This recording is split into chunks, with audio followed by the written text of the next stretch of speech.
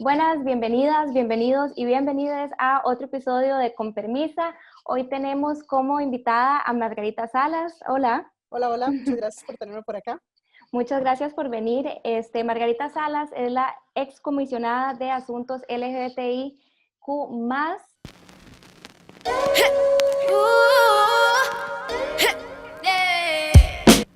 Bueno, hoy queríamos hablar un poquitito, podemos empezar tal vez con tu labor dentro del gobierno. Claro, yo asumo como comisionada, asumo ad honorem como comisionada LGBTQ en junio del año anterior. El trabajo de quien asume este puesto tiene que ver con navegar un poco la burocracia estatal, ¿verdad? Y con también realizar iniciativas de promoción y atender denuncias. Entonces hay como dos grandes ramas. A mí todas las semanas me llegaban una o varias denuncias, ¿verdad? De personas que no estaban recibiendo la atención correcta o que estaban recibiendo discriminación, por ejemplo, en la caja del Seguro Social, que en Talevais no me quieren decir el nombre correcto con respecto a mi identidad, sino que insisten en usar mi nombre registral, que yo soy una mujer trans, insisten en referirse a mí en masculino, por ejemplo.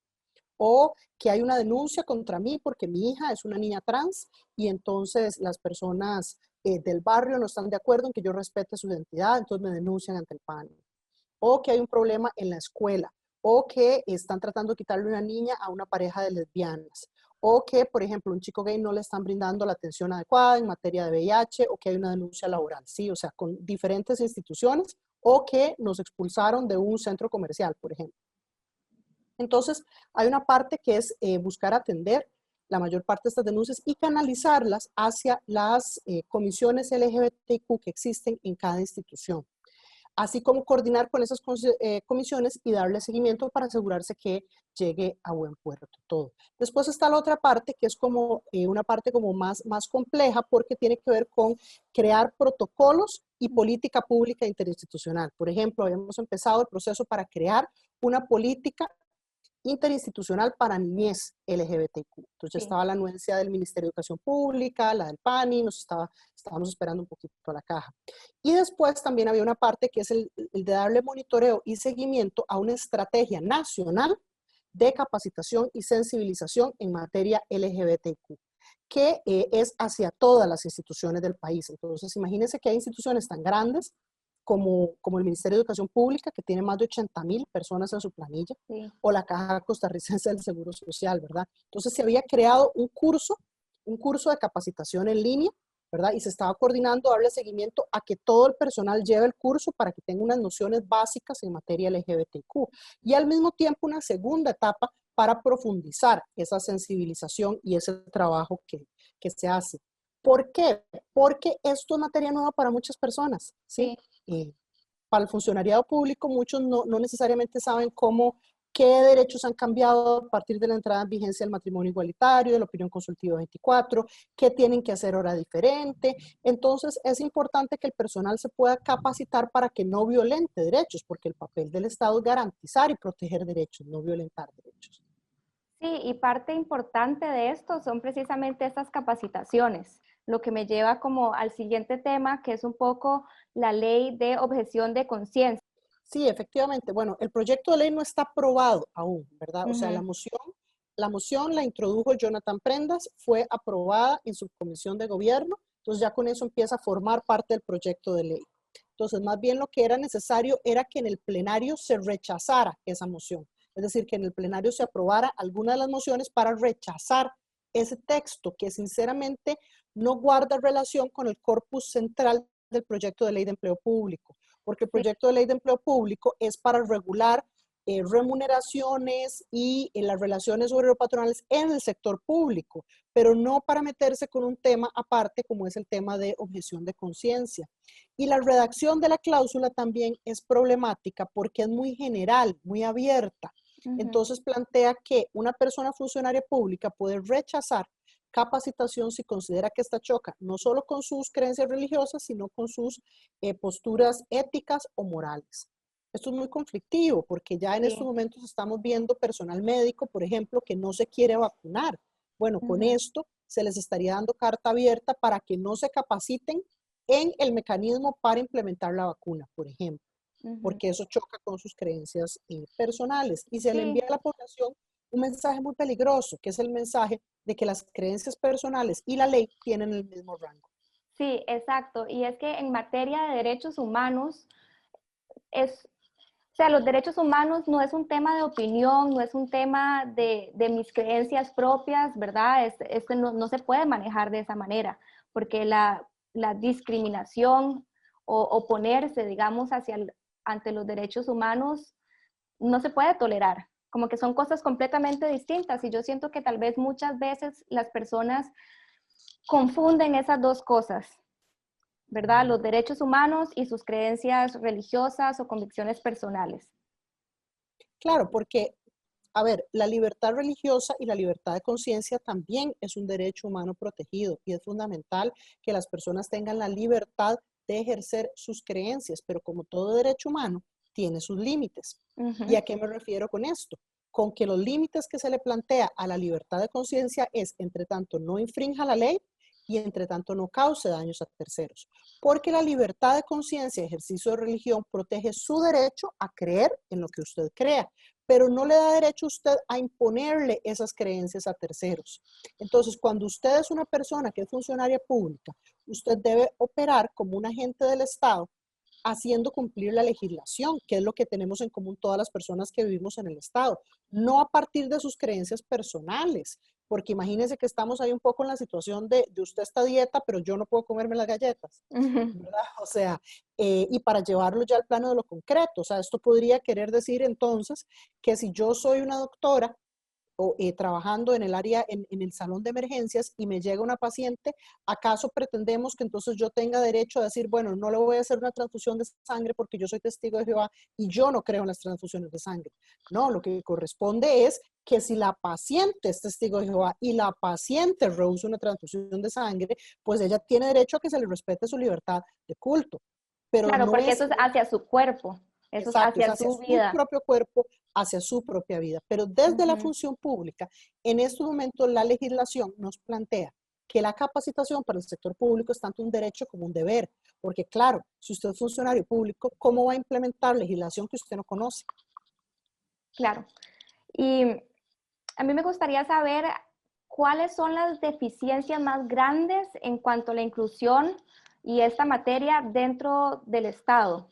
Definitivamente el reconocimiento pleno de la identidad de las personas trans, porque en Costa Rica sucede la opinión consultiva 24 que plantea dos temas, el reconocimiento de las parejas del mismo sexo con el derecho al matrimonio y plantea también el reconocimiento de la identidad de género.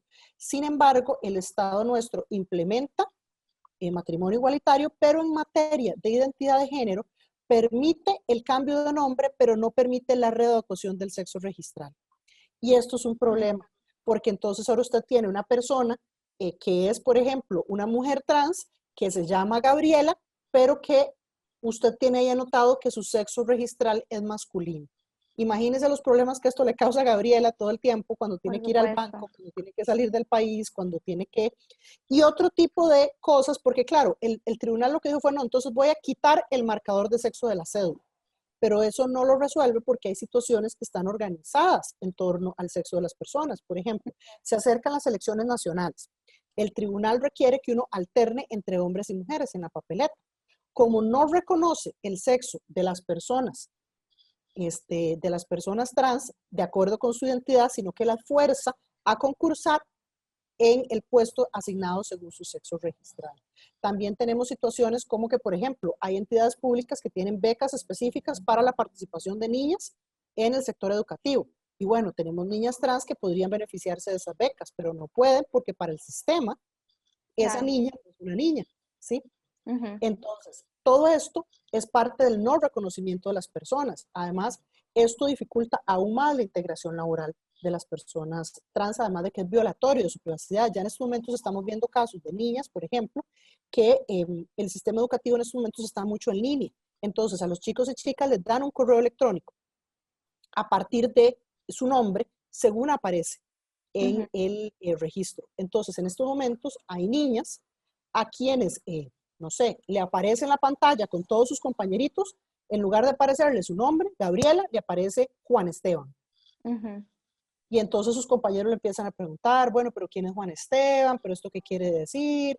Y la niña entonces tiene ahí como que empezar a poner excusas, pero esto es traumatizante para una niña. Totalmente. Y no hay Sí. motivo por el cual esto tenga que ser de esta manera. Y por supuesto, bueno, con población trans, uno de los grandes pendientes es el ingreso al mercado laboral, porque las compañeras, muchas han estado capacitándose y mejorando sus niveles educativos, pero no logran insertarse en el mercado laboral. Entonces, bueno, hacerle un llamado a las empresas que tengan puestos disponibles, que por favor consideren proactivamente emplear a personas trans. Sí, y esta objeción de conciencia, bueno, empezando porque, como ya mencionaste, en realidad no hay relación con la ley del empleo público. Muy débil la relación, ellos lo colocaron ahí porque es parte de las regulaciones o sea, sí es, a ver, esto puede ser parte de donde lo han colocado, que es en la administración pública, pero yo pienso que eso amerita un debate amplio, específico, centrado en Ujú. materia de objeción de conciencia. Hay otros proyectos de ley planteados en este sentido, pero a mí me parece fundamental que nos quede claro que el Estado como entidad no puede objetar conciencia. Las Ujú. personas sí, pero entonces la entidad estatal tiene que garantizar que el servicio se brinde.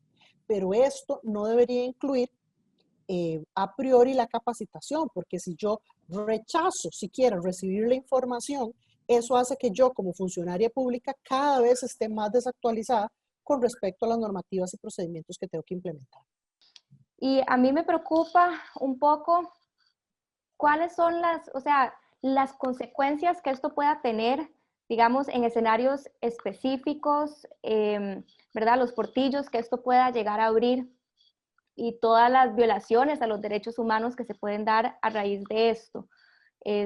No sé si me puedes hablar un poquitito como de casos específicos o áreas específicas en donde podemos ver cómo esto puede llegar a ser un problema, en donde los derechos humanos se ven violados a partir como de este portillo. Tal Claro, vez pues en el área mira, de salud o inclusive con el matrimonio igualitario. efectivamente, digamos, ya está sucediendo que habían personas que no querían llevar la capacitación que estamos realizando en materia de derechos humanos y personas LGBTQ, y entonces estaban interponiendo acciones de inconstitucionalidad. Pero muchas de las denuncias que yo llevo tienen que ver con funcionarios y funcionarias públicas que no saben cómo se implementa la ley. Entonces, por ejemplo, una pareja de mamás en Zarcero que la trabajadora social las empieza a visitar diariamente y a hostigar y a decirles que lo que pasa es que la familia de ellas no es una familia, que ellas no tienen el mismo derecho que las otras parejas, que ellas no están cobijadas por ese derecho. Si esa funcionaria se le capacitara, ella podría tener presente que aunque a ella le parezca mal, la realidad es que el país aprobó una legislación de matrimonio igualitario que cobija la lesbomaternidad de estas mujeres y su relación con su hijo o hija. Pero esto no es solo en materia LGBTQ, como mencionábamos antes, esto puede tener un impacto también para las mujeres en materia de Sí. hostigamiento sexual, porque Ujú. entonces yo estoy llegando a una oficina, empiezo a recibir hostigamiento sexual de uno de mis compañeros y mi jefe no sabe cómo procesar el caso, ni quiere procesarlo porque desconoce la normativa de hostigamiento sexual, porque cuando dieron la capacitación sobre hostigamiento sexual, él dijo que él se oponía a ese tipo de cosas y firmó una declaración jurada y entonces no la recibió. Entonces no sabe a qué instancias tiene que apelar, no sabe cómo es el procedimiento y eso termina haciendo que no procesen mi caso. O, por ejemplo, en materia ambiental, que hay personas en estos momentos que no creen en el tema de cambio climático y entonces no están dispuestos a hacer las adaptaciones necesarias para mitigar y prevenir en materia de cambio climático. Entonces, hay muchas áreas en las que esto tiene impacto y bueno, salud es una muy grande en estos momentos Ujú. porque le estamos viendo personal médico que se rehúsa a vacunarse. Entonces, esto en realidad abre la puerta a todo el sector anticiencia, ¿verdad? Que en lugar de guiarse por criterios científicos y por la legislación, pretende que sus creencias personales sean de acatamiento obligatorio para toda la población. Entonces, yo pienso que esto es algo muy peligroso.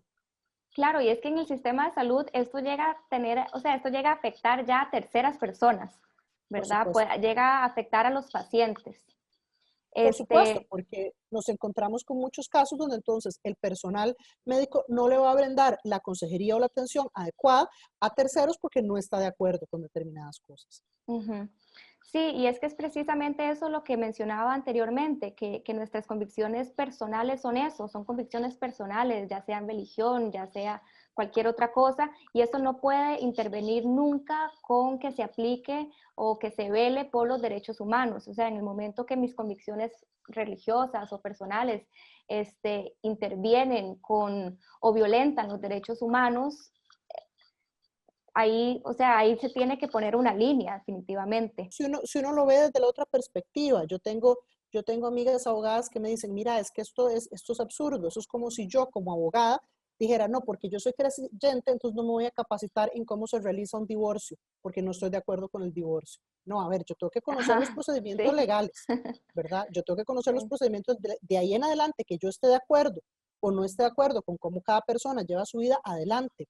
Y hay personas que nos dicen, bueno, pero es que esto es igual a cuando uno en la escuela se salía de clases de religión porque le daban una carta. No, no es igual. Y voy a explicar por qué no es igual. No es igual porque la religión no es ley de la República y porque un niño en edad escolar no es un funcionario público, ¿sí? Entonces, los funcionarios y funcionarias públicas son quienes tenemos el deber de implementar las leyes y las normativas del país. Somos la cara al público de ese compromiso legal que hace el Estado con la ciudadanía. Y la capacitación, ¿por qué se realiza capacitación en materia de derechos humanos y población LGBTQ? Porque el funcionariado público tiene que estarse capacitando continuamente cada vez que hay cambios legales. Y la introducción del matrimonio igualitario en Costa Rica y del reconocimiento, al menos del nombre, de las personas trans, implicó un montón de cambios en la legislación. Y entonces, si vamos a permitir que se bloquee cualquier capacitación y que las capacitaciones se vuelvan opcionales, ¿qué sentido tiene seguir trabajando protocolos y cómo se va a dar el cambio cultural si ese funcionariado no sabe implementar esos protocolos? Y ahora cuando mencionabas lo de la escuela y el niño, el niñe que le presentan una carta para que no reciba religión, no es lo mismo porque religión es una cosa personal de cada persona también, es una Que ahí convicción en realidad, personal. digamos, a lo que nos lleva es que en las escuelas públicas no debería implementarse religión, Ujú. porque el simple hecho que simplemente religión va a necesariamente ser arbitrario para algunas fes y algunos credos frente a otros, ¿verdad? Y también vale la pena pensar las consecuencias que puede tener esta cláusula de objeción de conciencia para el personal docente. ¿Qué pasa si entonces yo soy una maestra de Claro, física en la escuela y entonces yo no creo en la teoría del Big Bang porque yo considero que Dios creó al mundo en 7 días y entonces me niego a capacitarme y a recibir información sobre esa rama del conocimiento e insisto entonces, por supuesto, que esta es la única manera en la que yo puedo enseñar, porque ¿cómo voy a enseñar yo lo que no conozco? O, por ejemplo, en materia de biología, en materia de ciencias, en materia educación sexual, esa me todo, preocupa.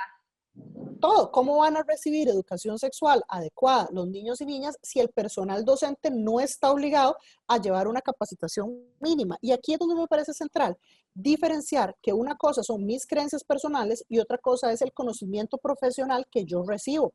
Yo Ujú. puedo no estar de acuerdo con una ley o reglamento, pero eso no me da derecho a desconocer la entrada. Exacto. Sí, bueno, ahora que mencionas eso me preocupa un montón porque ya de por sí en el tema de educación sexual en las escuelas ya hay bastante resistencia Claro. y es una cosa primordial, o sea, bueno, también está reconocido como derecho humano, ¿verdad? Conocer e informarse, tener la información, que se le brinde la información a los jóvenes y las jóvenes sobre materia de salud sexual y reproductiva. Y aquí también entra un tema, ¿verdad?, en donde la religión puede oponerse, ¿verdad? Los profesores, las profesoras pueden objetar, digamos, que van en contra de esto. Sin embargo, entonces aquí se les está negando un derecho a los jóvenes. Correcto. Y de hecho, bueno, el derecho a la educación sexual estuvo negado en Costa Rica por mucho tiempo. Sí, Fue una batalla muy difícil porque habían sectores con micrófono muy grande que se negaban al avance de la capacitación. Lo que sí es cierto es que a partir de que se empezó a implementar educación para la sexualidad en el sistema educativo, disminuyó la cantidad de embarazos en niñas adolescentes. Y eso es sí, fundamental. sí, Eso es es que fundamental, es un tema de salud pública también y por salud de las supuesto. mujeres. Este, yo ahora he estado investigando un poquitito sobre este tema para un episodio de La Esquina y según las organizaciones internacionales, o sea, la mejor manera de combatir y una cosa como que le recomienda a los gobiernos y que es esencial es la educación y el acceso a métodos anticonceptivos, ¿verdad? Para disminuir los embarazos no deseados, los abortos inseguros, las enfermedades o infecciones de transmisión sexual. Entonces, Esto también tiene un impacto muy fuerte en la calidad de vida y en la reproducción de ciclos de pobreza. sí, Si usted es una niña de 13 años, de 15 años, y usted de repente tiene que lidiar con un embarazo producto de violencia sexual, si estamos hablando de menores de 15, o producto de una relación impropia, una situación poco planificada, usted va a tener que probablemente abandonar sus estudios, pero sí. decididamente su nivel de ingreso y su calidad de vida van a enfrentar un reto muy grande. Porque si no se cuenta además con las redes familiares de apoyo, un embarazo en la adolescencia es muy fuerte, ¿verdad? Pensemos en el impacto que esto va a tener en la vida de estas niñas. Y justamente, bueno, las tasas de infecciones de transmisión sexual, muy importante, ¿verdad? Poder garantizar la salud integral de las niñas y de los niños también, porque hemos visto que sin información esto no es posible. Pero ¿cómo van a tener sus docentes y profesores guía información actualizada si lo que estamos diciendo es que es opcional que lleven esa capacitación? Sí, claro, es que aquí entra todo un tema como moral, ¿verdad? Alrededor de la sexualidad. Y al final, como vos mencionaste, las repercusiones en las madres adolescentes, bueno, empezando por el embarazo adolescente, las repercusiones a nivel salud, las tasas de mortalidad materna son mucho más altas, también las muertes perinatales son más altas para los infantes de madres adolescentes y también las repercusiones económicas y sociales que eso conlleva, ¿verdad? Porque como vos dijiste, abandonan los estudios, entonces también más adelante no pueden conseguir, digamos, tienen menores oportunidades laborales, entonces tienen menor ingreso. El impacto en general, digamos, está bastante documentado como el embarazo adolescente es un factor crítico en la reproducción de ciclos de pobreza. Uh -huh. Porque no necesariamente esa familia va a poder acompañar a esa niña adolescente porque probablemente es una familia también muchas veces de pocos recursos a la Uh vez. -huh. Entonces, esto es mucho más complejo y se vive diferente según la cantidad de recursos. En todo caso, es peligroso para el Estado no tener la posibilidad de exigirle a su propio funcionariado Uh -huh. que pueda tener capacitación actualizada en materia del sector salud. Bueno, todas las personas que se opusieron alguna vez al tema de fertilización in vitro, Uh ¿qué -huh. quiere decir entonces esto? En términos del derecho que tienen muchas familias a querer formar una familia por vía de el uso de técnicas de reproducción asistida, y entonces van a empezar a negarse también a recibir las capacitaciones para utilizar. O sea, esto abre un abanico enorme Sí. de resistencia del sector público al conocimiento. Y la verdad es que el sector público es un sector que uno quiere que tenga la información más actualizada posible, no la información que corresponda a las creencias individuales de cada quien, sino aquella que corresponde al conjunto de leyes, normativas y directrices que tenemos como institucionalidad pública. Sí, y es que hay un problema muy grande entre, ¿verdad?, las leyes y la religión, ¿verdad? En donde se intenta mezclar estas dos cosas, por lo menos aquí en Costa Rica. Claro, porque Costa Rica no es un estado secular, no es un Uh estado -huh. laico. Yo lo que he encontrado en realidad es que hay muchas personas que nada más utilizan la religión de excusa para estos discursos de odio, porque las personas que son un poco más estudiadas en el tema de religión, están un poco más Claro. desde una perspectiva teológica, ¿verdad? Comprenden que estos son ámbitos de acción completamente separados. Usted para su vida puede elegir lo que usted le parezca mejor y vivir su vida según los preceptos que a usted le parecen mejor. Pero usted no puede pretender que el resto del mundo viva su vida de acuerdo a lo que usted cree. Sí, exacto. No se puede legislar desde un punto, desde convicciones personales. No, y mucho menos desde convicciones religiosas, porque además, ¿cuáles convicciones religiosas? Si hay un montón Exacto. de religiones en el mundo. Ujú. Y además al final del día son interpretaciones sobre esos preceptos religiosos, ¿verdad? Todo termina siendo un tema de creencias personales que no deberían nunca estar por encima de las leyes y de las normativas y por supuesto jamás por encima de los derechos de las personas. Hay que recordar que la objeción de conciencia se creó en otro contexto, ¿verdad? O sea, se creó en un contexto de permitirle a las personas no tener que ir a la guerra, por ejemplo, no Ujú. tener que ir a matar otras personas en una guerra, no tener que tomar acciones que consideraban profundamente chocaban con su postura o su ética, ¿verdad? Y en estos momentos está siendo desplazada más bien para violentar derechos, para alegar que, porque a ver, que yo reciba un conjunto de información sobre un tema, no quiere decir que alguien me está pidiendo a mí que yo cambie lo que yo creo sobre ese tema. Yo puedo seguir pensando la manera que yo pensaba desde antes, pero puedo tener claro que en el ámbito de lo laboral debo actuar según me marcan las leyes y Ujú. normativas. Sí, y por último me gustaría hablar un poquitito sobre la importancia de los derechos humanos en la agenda pública, ¿verdad? Que estén dentro de la agenda pública. Claro, es fundamental tener como principio orientador los derechos humanos en la gestión pública porque son un conjunto de derechos que se plantean como inalienables, indivisibles, irrenunciables y que tienen que ver con reconocer la humanidad que tenemos. Recordemos que los derechos humanos llegan a formularse como un acuerdo entre los países a nivel internacional después de unos procesos espantosos de guerra y de tortura en el cual la humanidad dijo, bueno, nosotros tenemos que poner algunos límites que impidan que como humanidad volvamos a portarnos de esta manera tan horrorosa. Y entonces a partir de eso se tomó una serie de acuerdos para fijar un poco como un contenedor que permitiera garantizar una serie de mínimos para el bienestar de la población. Y entonces desde esta perspectiva, el Estado como depositario de esa confianza, porque ¿qué es el Estado, verdad? Sino aquello donde colectivamente hemos decidido, bueno, vamos a unir nuestros recursos para tener mejor bienestar, ¿verdad? Porque hay cosas que individualmente serían muy caras o poco eficientes de hacer, ¿verdad? Carreteras, escuelas, hospitales. Entonces, parte de lo que hemos decidido es, bueno, juntemos los recursos que tenemos como sociedad y pongámoslos al servicio del bienestar colectivo donde podamos ver, bueno, que las poblaciones más vulnerables no queden atrás, que respetemos los límites de una parte y de la otra parte, que no hayan abusos, que evitemos violencia. Y entonces esta perspectiva de derechos humanos es central, por ejemplo, cuando reconocemos que las personas tenemos derecho a migrar de un país a otro y que por ende las personas migrantes no deberían enfrentar discriminación, cuando reconocemos que todas las personas tenemos derecho a la autonomía, a la configuración de un proyecto de vida propio, al nombre, a la identidad, a tener una familia, ¿verdad? Todos estos son elementos que apuntan hacia la generación de condiciones de bienestar para la población. Son una hoja de ruta que le marca al Estado y que en muchos casos además también ha sido ya específicamente incorporado en legislación nacional. Recordemos que la Convención Americana de Derechos Humanos se llama el Pacto de San José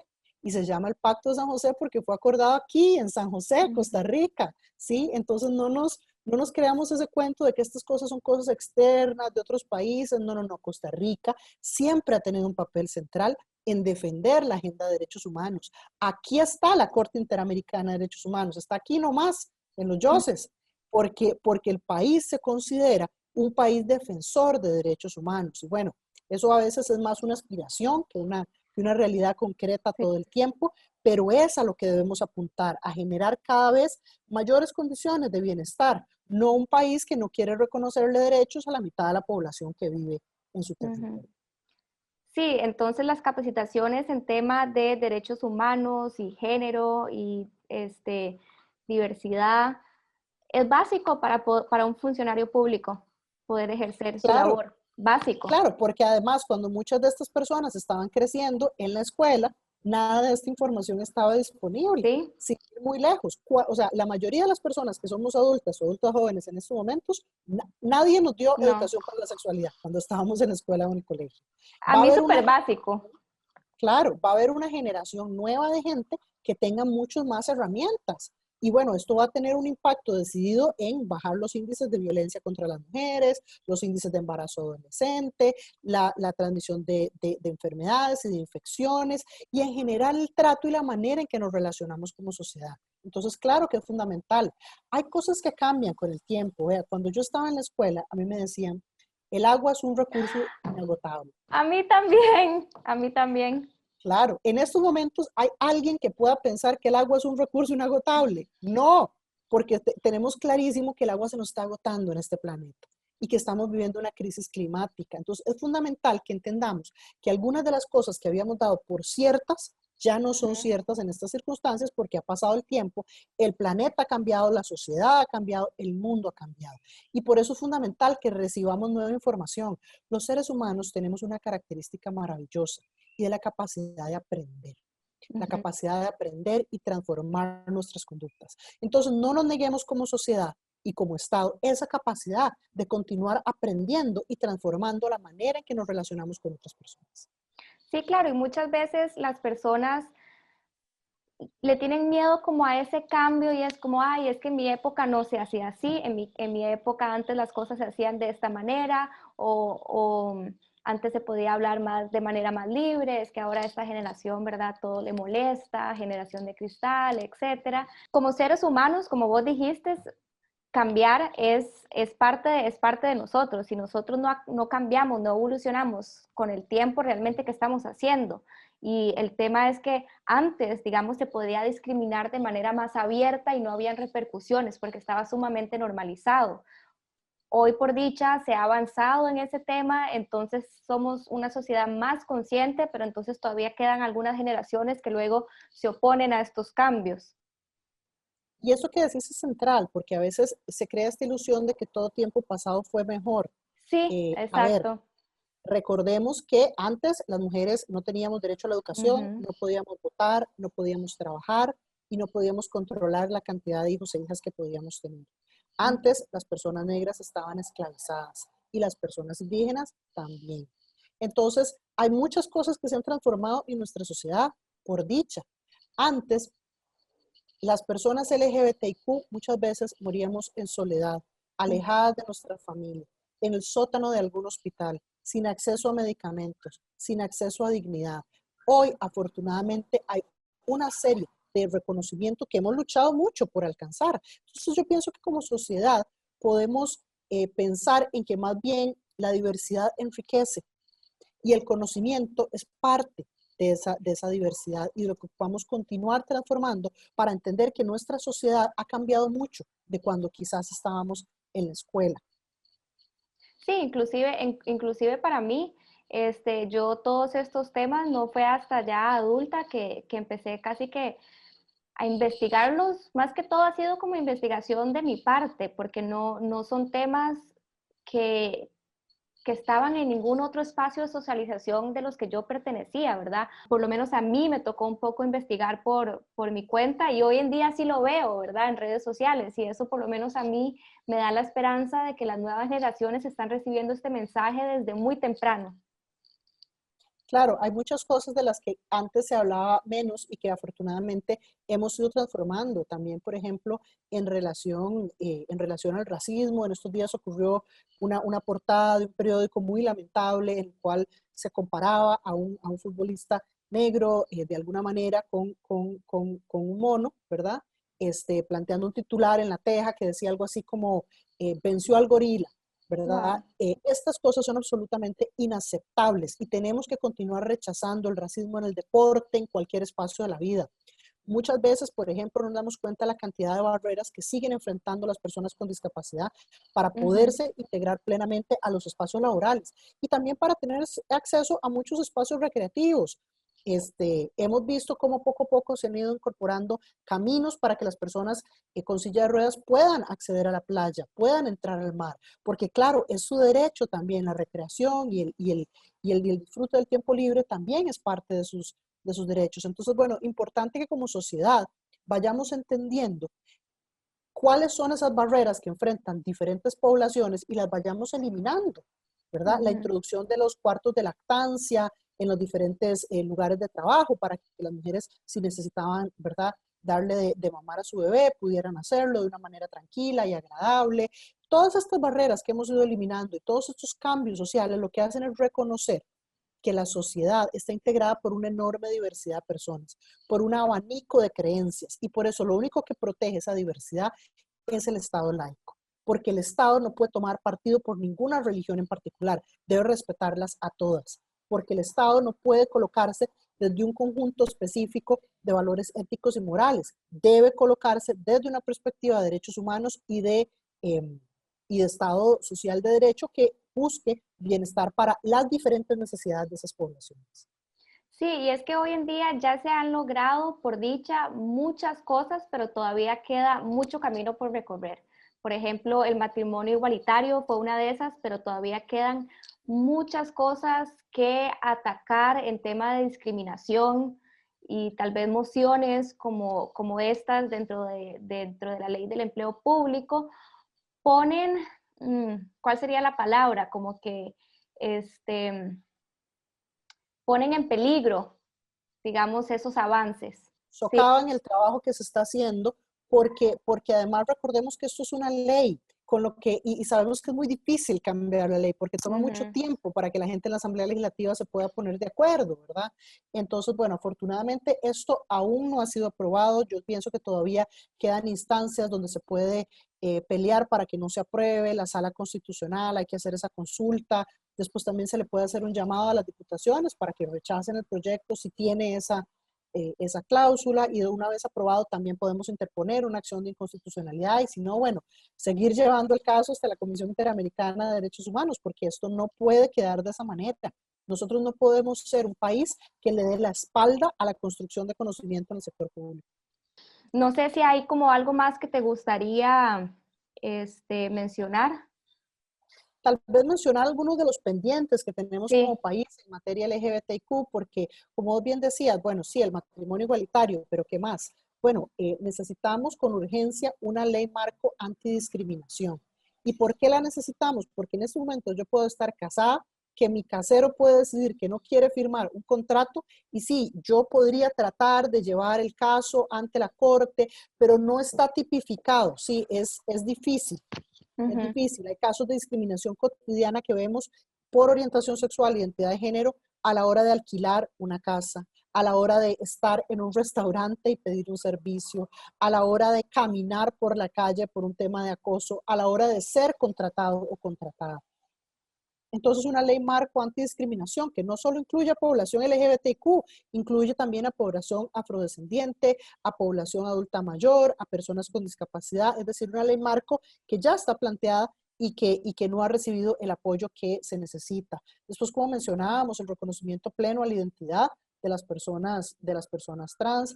Es fundamental continuar además el trabajo en materia de recopilación de datos. Costa Rica no tiene información sobre cuántas personas LGBTQ hay en el país, cuál es su estatus socioeconómico, de qué Claro. edades son, etcétera. Esto es necesario para poder hacer política pública basada Sí. en evidencias, ¿verdad? Para saber realmente dónde están esas mayores necesidades. Y necesitamos, por supuesto, generar protecciones y condiciones de bienestar tanto para las personas adultas mayores como para los niños y niñas. Es que este es un tema de todo el ciclo de vida, ¿verdad? Y de proteger los derechos de las personas en esos diferentes momentos del ciclo de vida. ¿Y la penalización de crímenes de odio? Por supuesto.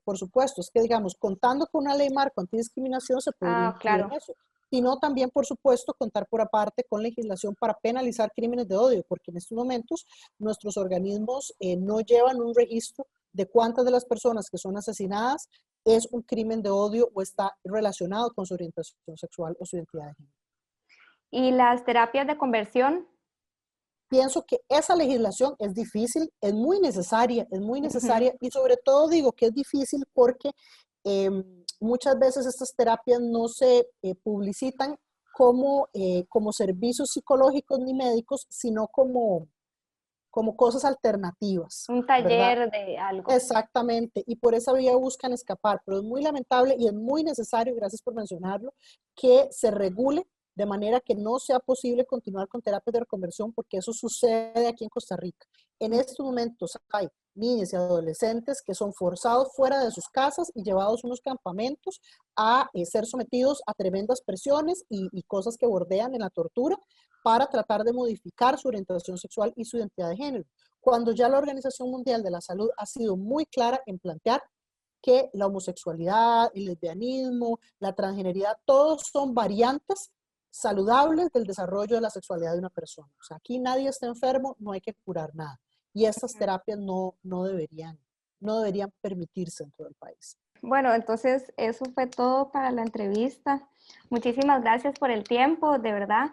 Bueno, se nos acaba el tiempo, pero muchísimas gracias a todas, todos y todes por ver este episodio. Les quiero recordar que la mejor manera para apoyar No Pasa Nada y espacios como estos es por medio de Patreon. Entonces pueden ingresar a www.patreon.com/nopasanadaoficial y ahí pueden hacer sus contribuciones y obtener material exclusivo de parte de No Pasa Nada. También invitarles a seguir a No Pasa Nada en todas sus redes sociales: Instagram, Twitter, Facebook, YouTube, TikTok, de todo. Y de paso me pueden seguir a mí también y nos vemos en el próximo episodio de Con Permisa. ¡Chao!